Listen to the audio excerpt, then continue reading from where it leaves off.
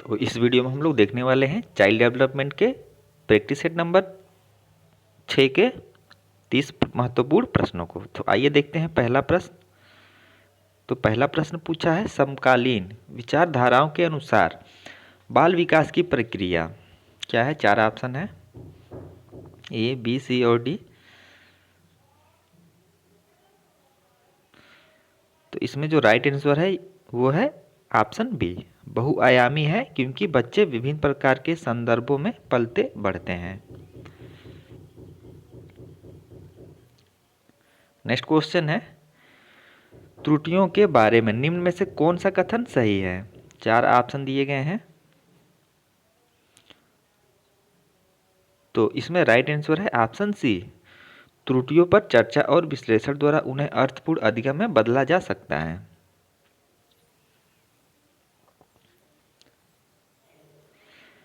एक अध्यापिका बच्चों को फ़ोन नंबर रटने के लिए फ़ोन नंबर के 10 अंकों को 3 से 4 अंकों के समूहों में बांटकर याद करना सुझाती है। अध्यापिका द्वारा सुझाई यह रणनीति क्या कहलाती है। तो 4 ऑप्शन यहाँ पे दिए गए हैं आपको।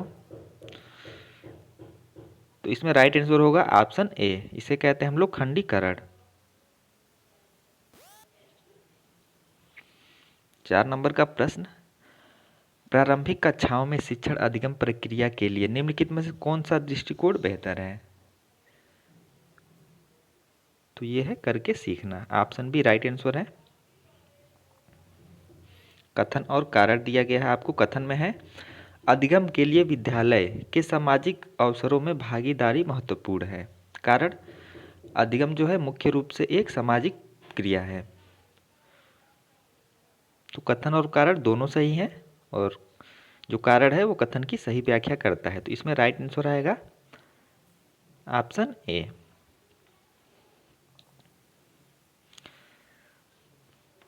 नेक्स्ट क्वेश्चन है, निम्नलिखित में से कौन सा विद्यार्थियों द्वारा निर्मित भ्रांतियों से निपटने के लिए एक रचनात्मक दृष्टिकोण है। तो इसमें सही उत्तर क्या आएगा। इसमें जो ऑप्शन सी दिया गया है कि भ्रांतियों के प्रत्युत्तर हेतु प्रयोग और अवलोकन के अवसर देना, ये राइट आंसर है। 7 नंबर का प्रश्न, नए स्पष्टीकरण तैयार करना। लक्ष्य प्राप्त करने के लिए पहले सीखे गए नियमों के सरल अनुप्रयोग से परे जाना और परिणामों का मूल्यांकन करना निम्न में से किसके महत्वपूर्ण भाग हैं। तो ये महत्वपूर्ण भाग है समस्या समाधान के। 8 नंबर का प्रश्न कथन और कारण पे है। कथन में है, शिक्षकों को किसी संप्रत्यय से संबंधित विद्यार्थियों द्वारा ग्रहण भ्रांतियों और वैकल्पिक अवधारणाओं की उपेक्षा करनी चाहिए। कारण, भ्रांतियाँ अत्यंत गलत होती हैं और तर्कहीन चिंतन प्रक्रिया दर्शाती हैं। और 4 ऑप्शन दिए गए हैं। तो इसमें कथन और कारण जो है वो दोनों गलत दिया गया है। तो इसमें ऑप्शन डी राइट आंसर है। ए और आर जो है वो दोनों गलत हैं। 9 नंबर का प्रश्न, अधिगम और सूचना प्रसंस्करण एवं संवेगों और प्रवृत्ति का संबंध किस प्रकार का है। तो इसमें सही उत्तर है ऑप्शन है, अधिगम और सूचना प्रसंस्करण संवेगों से काफी हद तक प्रभावित होते हैं।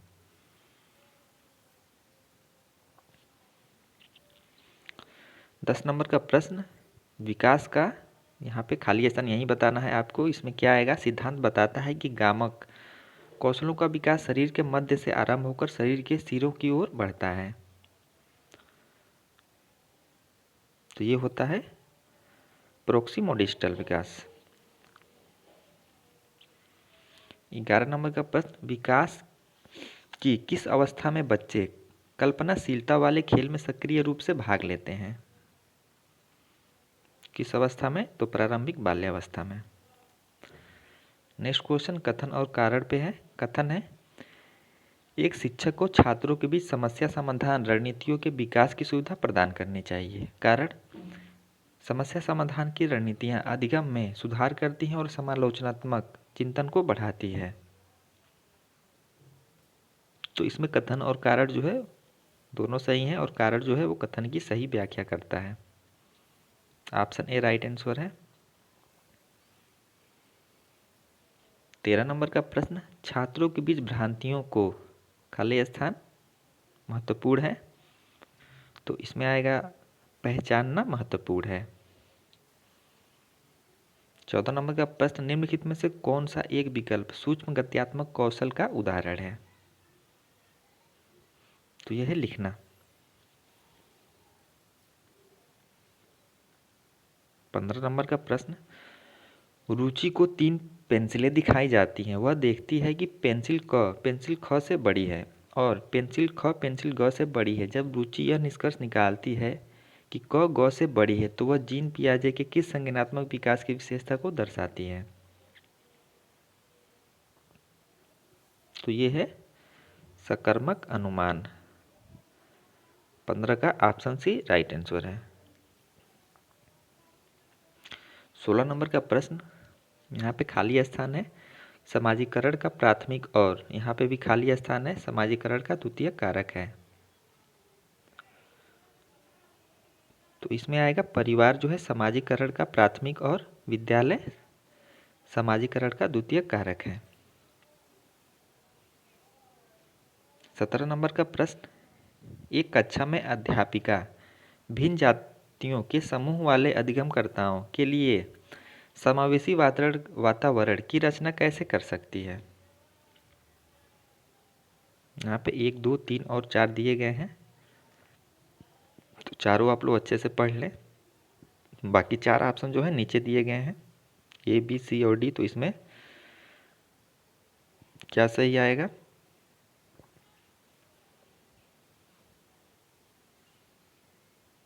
पहला है, अपनी उन अवधारणाओं और पूर्वाग्रहों पर चिंतन करके जो बच्चों के शैक्षिक अनुभव को सीमित करते हैं।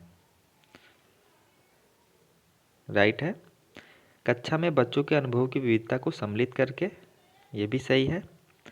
संस्था में समानता की मूल संस्कृति पर बल देकर, और डी में है छात्रों को प्रोत्साहित करके कि स्वयं को मानकीय पाठ्यक्रम के अनुकूल बना लें। तो ये गलत है। तो इसमें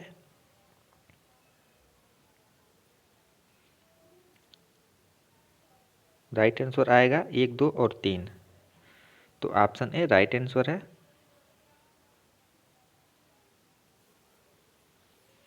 18 नंबर का प्रश्न, रीना कक्षा में दी गई किसी भी समस्या को सुलझाने के लिए अलग अलग तरीकों के बारे में सोचती है।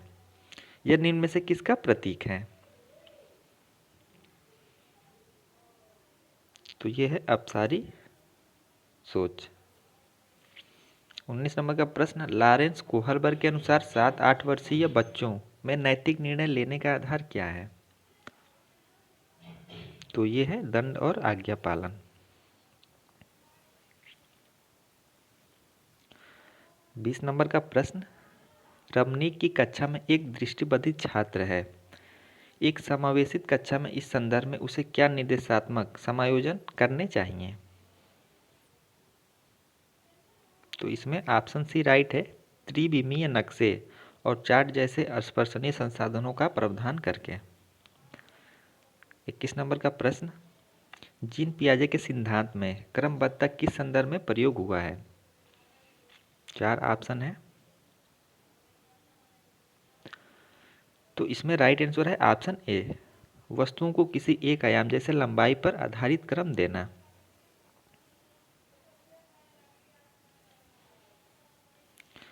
22 नंबर का प्रश्न, 2 वर्ष से 6 वर्ष की अवधि को क्या कहा जाता है।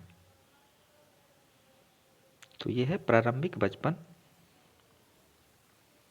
23 नंबर का प्रश्न, निम्नलिखित में से कौन सा बच्चों के समाजीकरण का प्राथमिक कारक है। तो इसमें ऑप्शन भी राइट है, निकट परिवार। 24 नंबर का प्रश्न, निम्नलिखित में से कौन सा उम्र समूह जीन पियाजे के संज्ञानात्मक विकास के सिद्धांत के मूल संज्ञानात्मक अवस्था के समानुरूप है। तो ये है 7 से 11 साल की अवस्था। कथन और कारण, कथन है शहरों में बच्चों का बहुत सारा खेल उन रियलिटी टीवी शो पर आधारित होता है जो वे देखते हैं तर्क। इन दिनों परिवार और साथियों के अलावा मीडिया बच्चों के समाजीकरण का एक महत्वपूर्ण माध्यम बनता जा रहा है। तो इसमें कथन और कारण जो है वो दोनों सही हैं और कारण जो है वो कथन की सही व्याख्या करता है। तो इसमें ऑप्शन ए राइट है। 26 नंबर का प्रश्न, कक्षा की गतिविधियों को सार्थक बनाने के लिए एक शिक्षिका को क्या करना चाहिए?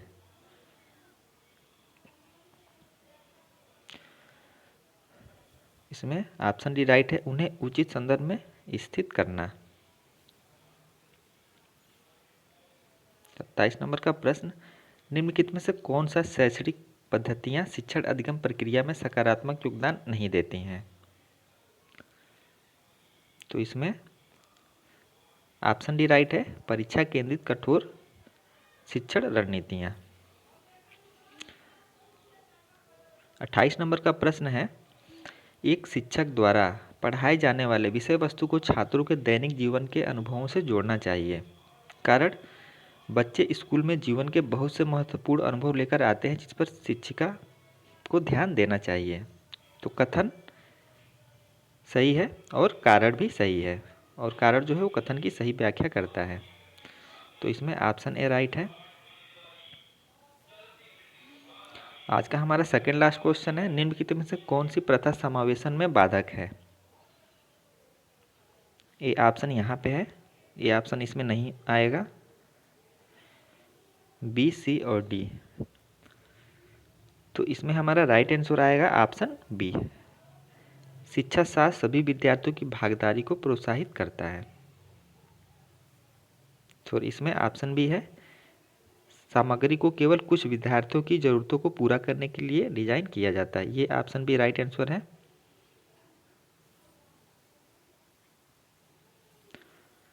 निम्नलिखित में से कौन हाशिए के समूहों के विद्यार्थियों को शामिल करने में बाधा उत्पन्न करता है? तो इसमें ऑप्शन डी राइट है, सामाजिक वर्तिकाग्र